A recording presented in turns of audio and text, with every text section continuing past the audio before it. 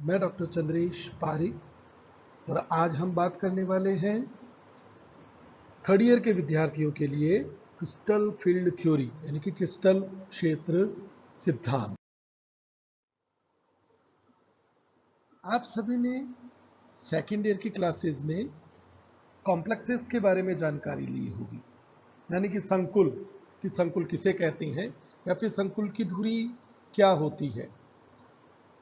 तो जब हम संकुल की बात करते हैं तो संकुल का जो बेस जो कॉन्सेप्ट है जिस पर संकुल का निर्माण होता है वो डिपेंड करता है एक धातु आयन और एक लिगेंड, इन दोनों के बीच की इंटरेक्शन से। लेकिन इस धातु और लिगेंड के बीच का जो बंध है जिससे कि कॉम्प्लेक्स का निर्माण होता है, एक संकुल का निर्माण होता है, आखिर कितने तरह के सिद्धांत हैं जिन्होंने इसी बंध को आधार रखकर अपने सिद्धांत दिए थे। जैसे सबसे पहला सिद्धांत था जो 1927 में दिया गया था, सबसे पॉपुलर सिद्धांत भी माना जाता है, वैलेंस बॉन्ड थ्योरी वीबीटी, जो कि 1927 में दिया गया। हिटलर और लंदन इसे लेके आए थे, बाद में पॉलिंग ने इसमें सुधार किया। हाइब्रिडाइजेशन का जो सिद्धांत है वो वीबीटी का ही एक पार्ट माना जाता है। ये पहला सिद्धांत था जिसने धातु लिगेंड बॉन्ड की भी बात की थी। इसी तरह से कुछ वीबीटी की कमियां जब सामने आई तो और दूसरा सिद्धांत आया जिसे हम मॉलिक्यूलर ऑर्बिटल थ्योरी कहते हैं, और दोनों के बीच में रसाकसी है कि वीबीटी अच्छी है कि या एमओटी अच्छी है। तो दोनों के अपने अपने फायदे और नुकसान हैं, दोनों के अपने अपने जिसे कहना चाहिए कि आउटकम्स हैं कि कौन सा सिद्धांत किस जगह पर ज़्यादा अच्छे से लग सकता है। तो ये सिद्धांत जो एमओटी सिद्धांत है ये हुंड और मुलिकन के द्वारा दिया गया था, और इस सिद्धांत का आधार था LCAO यानी कि linear combination of atomic orbital theory. जिस तरह से वीबीटी का आधार हाइब्रिडाइजेशन रहा था, एमओटी का मूल आधार LCAO माना जाता है। जब ये दोनों सिद्धांत दे दिए गए तो एक तीसरा सिद्धांत जो इनके साथ साथ ही चल रहा था उसने भी एमएल बॉन्ड के बारे में जानकारी दी। लेकिन जब ये सिद्धांत दिया जा रहा था तब तक वीबीटी और एमओटी बहुत पॉपुलर हो चले थे, खासतौर पर वीबीटी बहुत पॉपुलर थी और इसे कोई चैलेंज नहीं कर सकता था। बहरहाल सीएफटी मूलतः भौतिक वैज्ञानिकों की देन मानी जाती है। 1930 में ये दे दिया गया था। बैथे और वैन विलेक इसके जन्मदाता माने जाते हैं जिन्होंने इस सिद्धांत को दिया है। और एक और सिद्धांत आया जिसे हम कहते हैं लिगेंड फील्ड थ्योरी, जिसे ऑर्जल के द्वारा, और कई बार हम इसे ऑर्गल भी कहते हैं, ऑर्जल के द्वारा इसे दिया गया। यानी कि एम और एल बॉन्ड को सजेस्ट करने के लिए हमारे पास में आज चार तरह के सिद्धांत हैं। एक वैलेंस बॉन्ड थ्योरी वीबीटी, दूसरा एमओटी यानी कि मॉलिक्यूलर ऑर्बिटल थ्योरी, तीसरा सीएफटी यानी कि क्रिस्टल फील्ड थ्योरी, और चौथा है लिगेंड फील्ड थ्योरी। उनमें से वीबीटी और एमओटी को आप फर्स्ट ईयर से पढ़ते आ रहे हैं, डिटेल में कॉम्प्लेक्स के संदर्भ में आपने सेकेंड ईयर में पढ़ा। सीएफटी की बात हम हमारे इस प्रारंभिक लेसन में ही करने जा रहे हैं कि सीबीटी क्या है, इसमें कौन कौन से सिद्धांत हैं, इसके क्या आउटकम्स हैं, इसके क्या बेनिफिट्स हैं, इसकी डिटेल में बात हम करने वाले हैं। और चौथा सिद्धांत है एलएफटी। सीएफटी सिद्धांत की बात करने से पहले हमें उन कमियों को देखना होगा जो वीबीटी में रही और जिसकी वजह से वीबीटी को कहा जाता है कि उन कमियों के बिना कॉम्प्लेक्स की बात नहीं की जा सकती। और हमारे सिलेबस का जो आरंभ है वो भी वीबीटी की कमियों से ही होता है। तो देखते हैं हम कि वीबीटी की आखिर वे कौन सी शॉर्ट कमिंग्स हैं। लेकिन वीबीटी की सबसे बड़ी कमी क्या रही है? वीबीटी सिर्फ और सिर्फ बात करता है मेटल की, जबकि एक कॉम्प्लेक्स का निर्माण किससे होता है? बताइए जरा, किससे होता है? एक कॉम्प्लेक्स का निर्माण होता है मेटल और लिगेंड के बीच की इंटरेक्शन से। तो अगर आप मेटल की ही बात करोगे तो लिगेंड का क्या कोई रोल नहीं होगा? ऐसा कैसे संभव हो सकता है? तो ये सबसे बड़ी कमी मानी जा सकती है कि ये सिर्फ और सिर्फ मेटल पर कॉन्सेंट्रेट है, मेटल पर एम्फेसिस देता है, लिगेंड को कहीं ना कहीं नकारता है। और यही वजह है कि जब अलग अलग प्रकार के लिगेंड का कंपैरिजन करेंगे ना, तो वीबीटी पूरी तरह से यहाँ पर फेल सी लगती है, महसूस होती है कि लिगेंड कब वीक होगा या कब स्ट्रांग होगा, या लिगेंड भी वीक और स्ट्रांग होते हैं क्या, वीबीटी इसकी बात नहीं कर पाती है। जैसे देखिए, एक अमोनिया है और एक अमीन है। अब इसमें डिफरेंशिएट किस तरह से किया जाएगा, या फिर इनमें से कौन वीक होगा कौन स्ट्रांग होगा, या फिर वाटर का ले ले, हाइड्रोक्साइड का ले ले, सीओ का ले ले, CN- का ले ले। और सबसे अच्छा उदाहरण है जिस पर हम ये बात कर सकते हैं कि वीबीटी सिर्फ और सिर्फ मेटल की बात कर सकती है, लिगेंड की नहीं, और उसके उसके रिजल्ट्स क्या हो सकते हैं। देखिए, अभी अभी स्क्रीन पर फ्लैश हुआ हेक्सासाइन और हेक्साफ्लोरोफेरेट आयन। ये कॉम्प्लेक्स आयरन की हैं, दोनों में मेटल सेम है, दोनों के ऊपर आवेश भी समान है, चार्ज सेम है। ऑक्सीडेशन स्टेट दोनों की आयरन में +2+2 सेम है।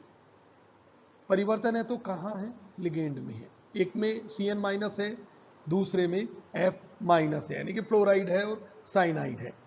तो अगर वीबीटी की अगर हम बात करेंगे तो हम क्या कहेंगे, ये दोनों तो सेम हुए, तो इनकी प्रकृति सेम होनी चाहिए, इनके कलर भी सब कुछ सिमिलर होने चाहिए, इनका स्पेक्ट्रा भी सेम होना चाहिए। क्या ऐसा है? एग्जैक्टली ऐसा नहीं है।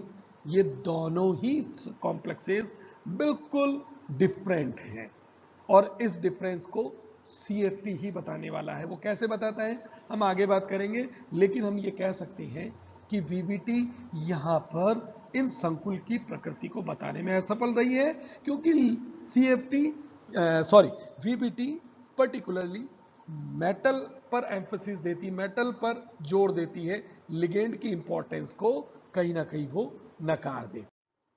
और अब हम वीबीटी की एक सीरियस ड्रॉबैक के बारे में बात करते हैं। उससे यह खुलासा होगा कि आखिर वीबीटी इतनी कमजोर संकुलों को लेकर किस तरह से साबित हुई है। एक बहुत सीरियस ड्रॉबैक, ये उदाहरण आपके सामने है, इस पिक्चर को ध्यान से देखिएगा।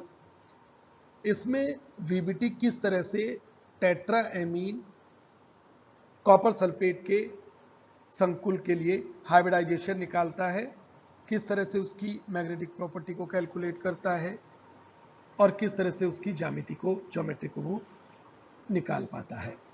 यहां देखिए, जिस तरह से वीबीटी में होता है, हाइब्रिडाइजेशन का सहारा लिया, 3D9 इलेक्ट्रॉनिक कॉन्फ़िगरेशन है जो ग्राउंड स्टेट में है, और फिर उसके बाद जब एमीन के अमोनिया के कांटेक्ट में जब कॉपर +2 आयन आता है, तो एक इलेक्ट्रॉन, ध्यान से देखिएगा, एक इलेक्ट्रॉन कौन सा वाला, एक इलेक्ट्रॉन, ये कहां जा रहा है, ये जा रहा है लास्ट वन में, जिसे हमने यहां से शो किया है।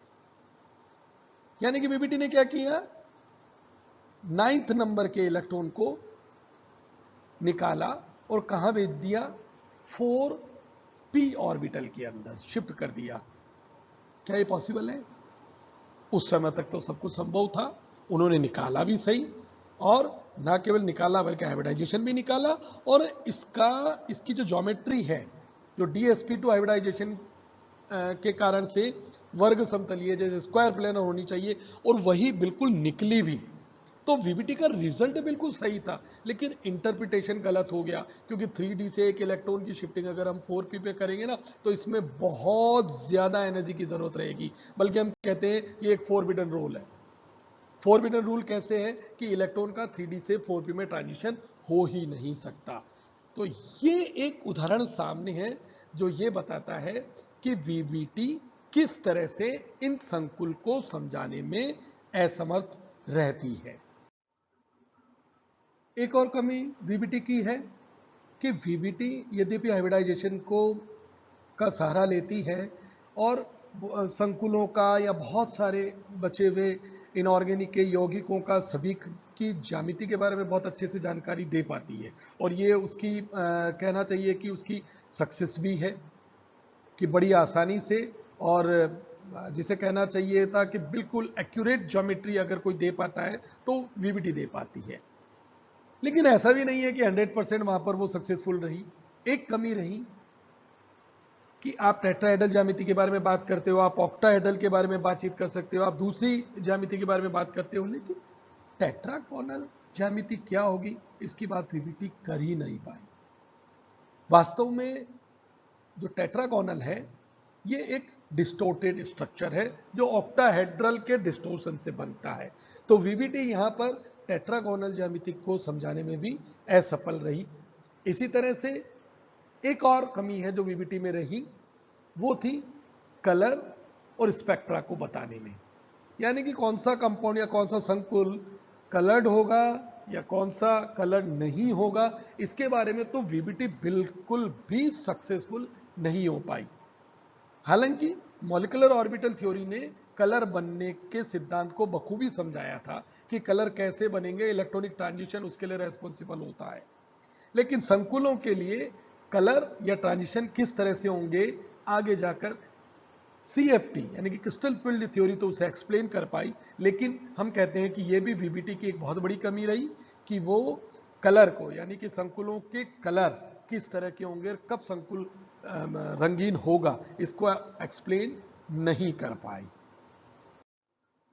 और वीबीटी की एक और कमी है कि ये संकुलों के मैग्नेटिक प्रॉपर्टी को, कि वो कब डायमैग्नेटिक होगा कब पैरामैग्नेटिक होगा, इसको समझाने में भी इतनी सक्सेसफुल नहीं रही। उसने कोशिश तो की हाइब्रिडाइजेशन से, लेकिन उसका प्रोसेस अलग था निकालने का। लेकिन ये संकुलों के मैग्नेटिक प्रॉपर्टी को भी समझाने में बिल्कुल असफल रही।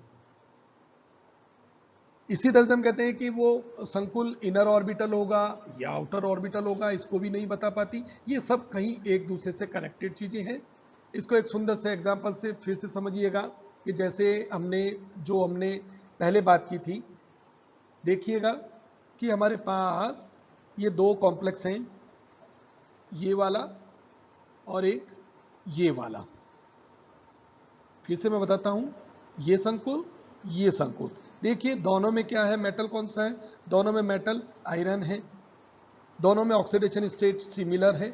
सिर्फ परिवर्तन है तो कहाँ है कि एक में साइनाइड लिगेंड है दूसरे में फ्लोरो लिगेंड है। लेकिन है क्या, वीबीटी नहीं बता पाती। ये एक जो पहले वाला है वो तो है डाईमैग्नेटिक और दूसरे वाला है पैरामैग्नेटिक। तो ये जो परिवर्तन लिगेंड की वजह से आया, ऐसा क्यों हुआ, या इनकी मैग्नेटिक प्रॉपर्टी या इनकी जो नेचर है उसमें सिर्फ लिगेंड बदलने से परिवर्तन क्यों हुआ। इस तरह से हम ये कह सकते हैं कि ऐसी छोटी छोटी बहुत सारी कमियां रही हैं। हमने जो यहाँ पर बात की है ना, वो बहुत इंपॉर्टेंट या पिलर शॉर्टकमिंग्स हैं जो कहीं ना कहीं वीबीटी चैलेंज हुई दूसरे कॉन्सेप्ट के द्वारा।